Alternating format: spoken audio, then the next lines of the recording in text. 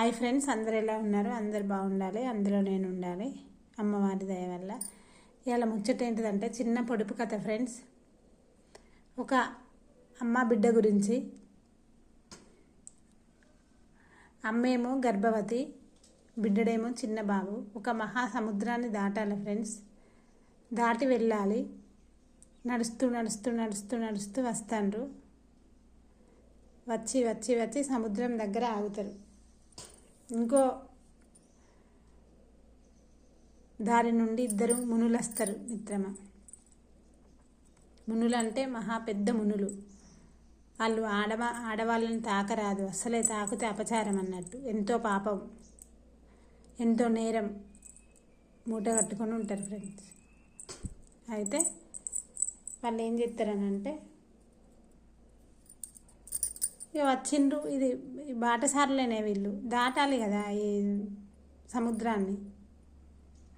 గంగనైనా కోనేరునైనా దాటాలని అంటే ఈమె బాబు చిన్నైనా, ఆమె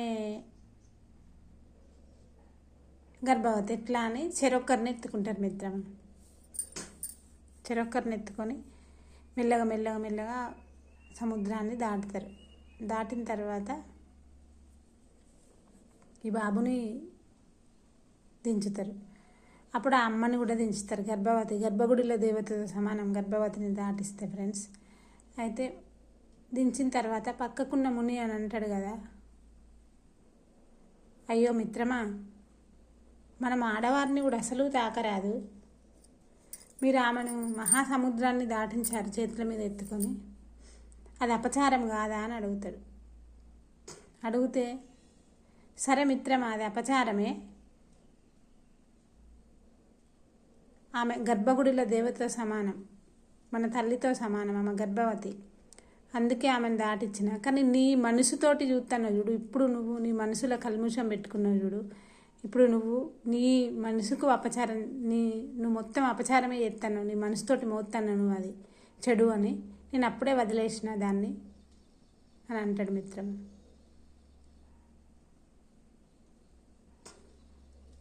అర్థమవుతుందా మిత్రమా మీకు?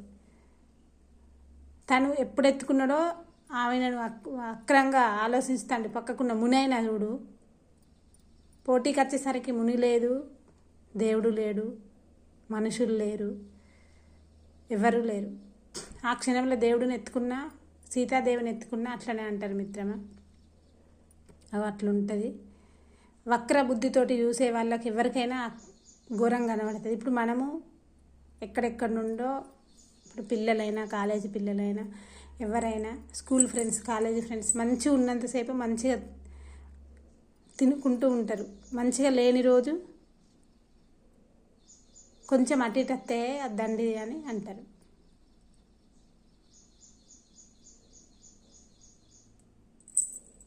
కాదా మిత్రమా?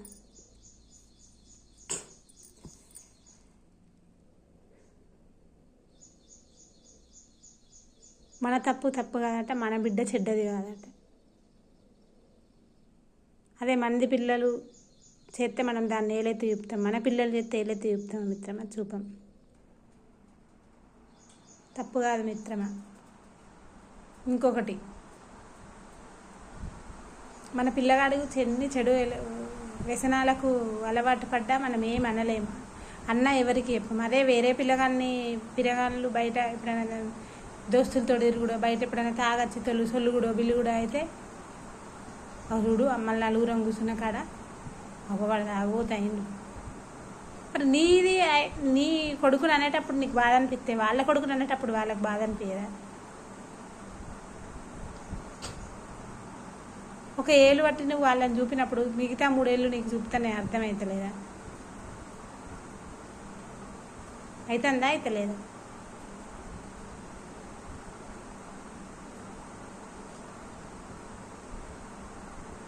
అట్లుంటుంది మిత్రం. అదే పేదోడు పోతే వాడిని మస్సలు మర్యాద చేయరు.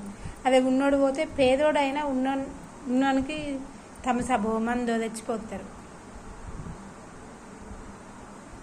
ఇక పేదోళ్ళం ఎప్పటికీ పేదోళ్ళలాగా ఉండిపోడైనా మిత్రమా, ఉన్నోళ్ళం కాలేమా. మధ్యతరగతి బతుకులు అంటేనే అట్లా.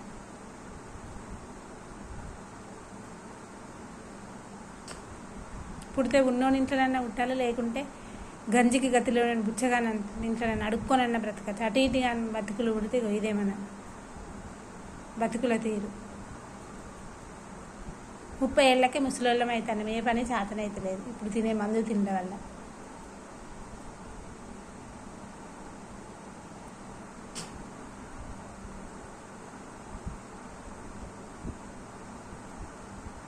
ఆ పువ్వులు ఎంత ఎల్లో కలర్ కనబడుతున్నాయి. చెట్టు అంత పసుపు రంగు నీయడానికి అది చనిపోయి మళ్ళీ జన్మనిచ్చింది పుష్పాలకి, తెలుసా మిత్రమా? తల్లి కూడా అంతే, తను చనిపోయి మనకు జన్మనిస్తుంది.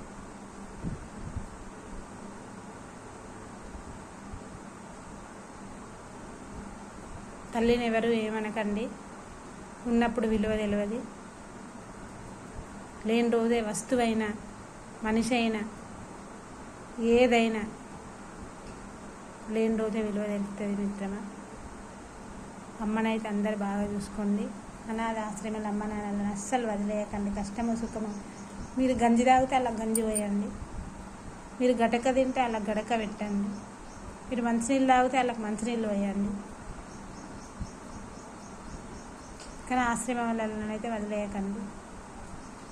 సచ్చినాకనైతే కోళ్ళను గోర్లను లక్షలు పెట్టి ఖర్చు అయితే పెట్టుకొని తినకండి. ఎవడ్రా మిమ్మల్ని తినమని అనేది? సమాజమా? మంచిగా ఉన్నప్పుడు బుక్కడు బువ్వ పెట్టిన వాళ్ళు సచ్చినాక కోళ్ళను గోర్లను కోసి తినడం ఏమొచ్చింది? మందే తింటారు, అప్పుడు తల్లిదండ్రులు తింటారా?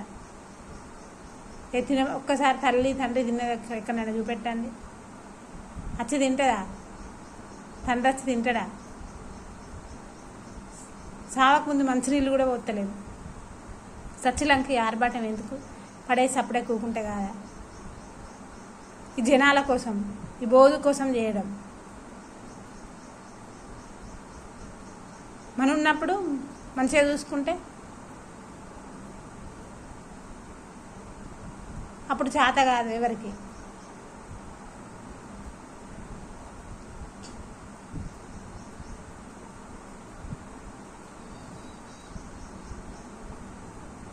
జనాల కోసం వాళ్ళు చేయలే, ఇలా ఆర్భాటంగా చేయలే, కోళ్ళను గొర్రెలను కోయలే. వాళ్ళు ఎవరో అనుకుంటాను, మనం చేసినందుకు. అదే బ్రతికుండగానే మంచిగా చూసుకుంటే ఇంకా మంచి పేరు రాదా?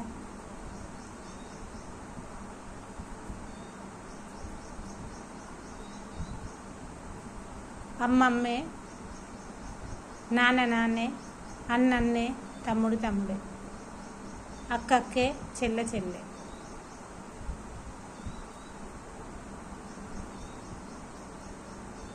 అమ్మ మనం ఉన్నప్పుడు పోతే చేత కాని పరిస్థితులున్నా ఛాయ్ పెట్టైనా పోతుంది.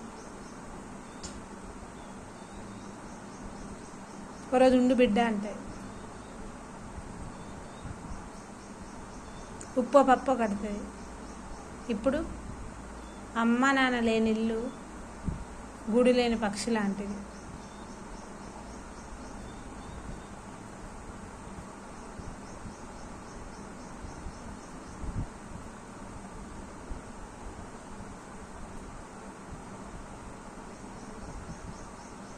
గూడు లేని పక్షి, గూడుకు పక్షి లేక విరవిర రెక్కలను కిందికి మీదికి అనుకుంటూ కొట్టుకుంటే చూడవాలి.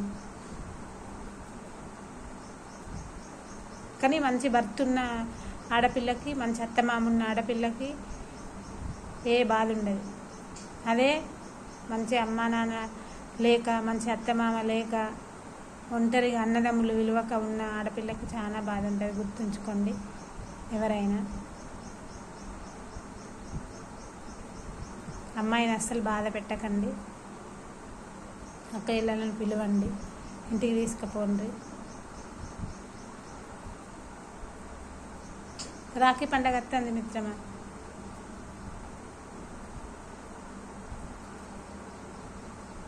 వచ్చి రాఖీ కడితే కోళ్ళను గొర్రెలను కోసి పెట్టమని అడుగుతుందా? కూర్చోబెట్టి రాఖీ కడుతుంది అంతే. అదో సంతోషం, అదో తృప్తి. కానోళ్ళకి కంచాలు వేయకండి, అయినోళ్ళకి ఆకులల్లో కూడా పెట్టకండి. నీ దగ్గర పైస ఉన్నంతసేపే వాళ్ళు అత్తరు. పైసలు ఏం దేవుడు తలుసుకుంటే నువ్వే ఒక్క క్షణం ఇట్లా తిరిగి చూస్తే నీ పతనం 5 నిమిషాల అతనే పాతాళలోకానికి పోతుంది మిత్రమా. ఈ వీడియో ఎవరినన్నా చెడుగా ఉద్దేశించి నన్ను క్షమించండి మిత్రమా. బాయ్.